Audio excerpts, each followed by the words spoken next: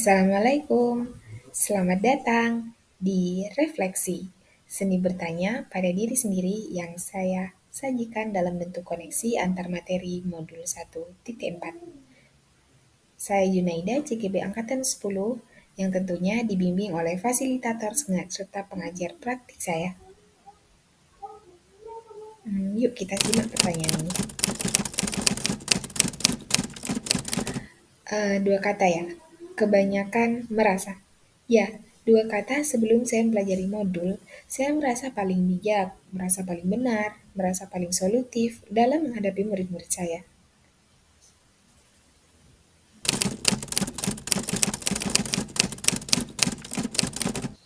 Dua kata lagi, merasa bersalah.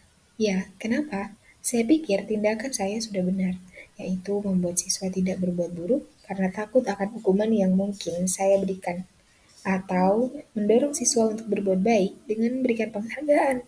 Tapi ternyata tindakan yang saya lakukan tidak sesuai dengan yang harusnya.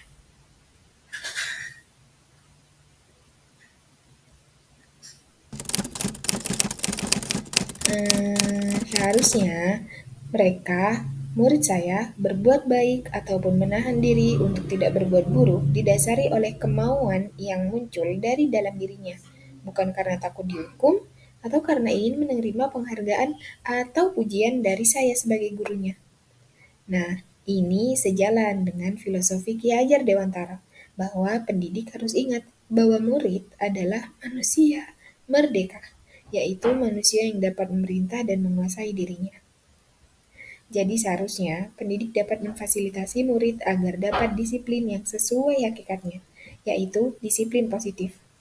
Nah, Dian Gozen dalam pandangannya menyatakan bahwa arti kata disiplin itu berasal dari bahasa Latin disciplina yang artinya belajar.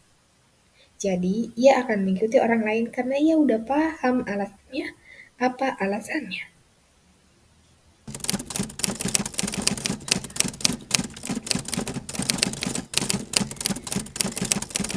Jawabannya pasti bisa. Dengan cara memposisikan diri kita sebagai pengontrol yang tepat.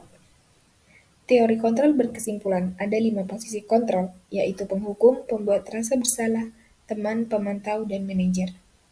Tentunya hal ini sejalan kan dengan peran kita sebagai guru penggerak, sebagai pemimpin pembelajaran. Kita harus memberdayakan, menyemangati, membuat orang lain memiliki kekuatan, kemampuan, tenaga, akal, cara, dan sebagainya demi memperbaiki kualitas diri mereka. Sebagaimana KAD dengan filosofi Amongnya dan semboyan Ing Mantio Mangunkarso.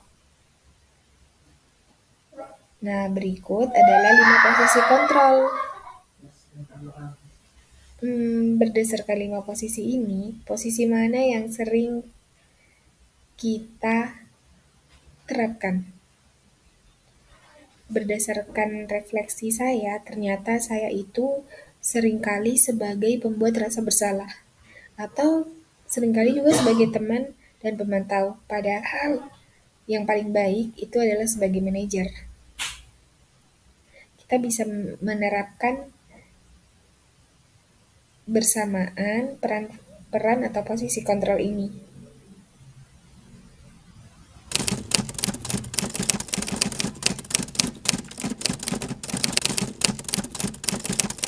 Nah, kalau ini ada tips dan triknya, yaitu dengan restitusi.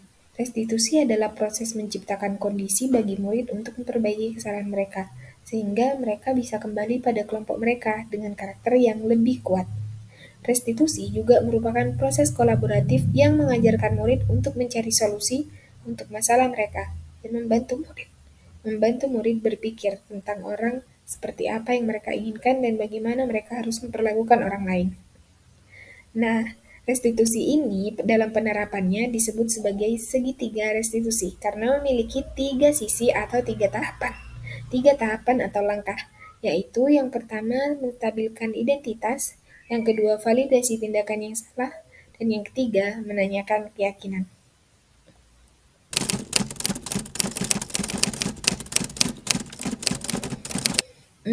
Sulit tidak ya? Berdasarkan pengalaman yang saya terapkan, Saat kita sudah menghadapi siswa, maka ini akan mengalir begitu saja.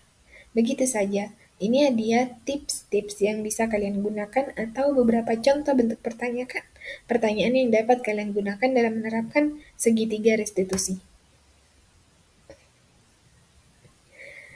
Nah, saya pernah terapkan ini kepada siswa saya yang sering terlambat masuk kelas. Nah, memang dia tidak langsung berubah, tapi alhamdulillahnya pada akhirnya dia bisa mengurangi keterlambatannya. Keterlambatan itu sedikit demi sedikit.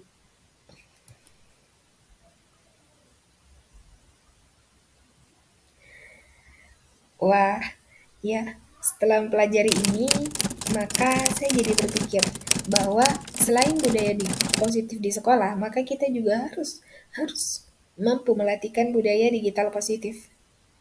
Karena generasi saat ini adalah generasi yang menguasai kecanggihan teknologi, lebih suka berinteraksi di dunia maya, di mana mereka harus berhati-hati, menjaga jari agar tidak memposting hal negatif. Tentu ini menjadi tantangan bagi kita pendidik. Sebagai pendidik, kita harus dapat beradaptasi terhadap kecanggihan teknologi dan membawa penerapan IT ke dalam kelas dalam proses pembelajaran.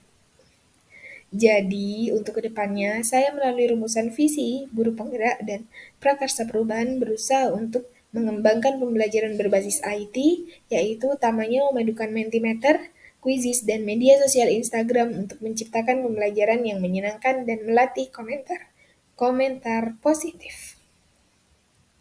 Terima kasih.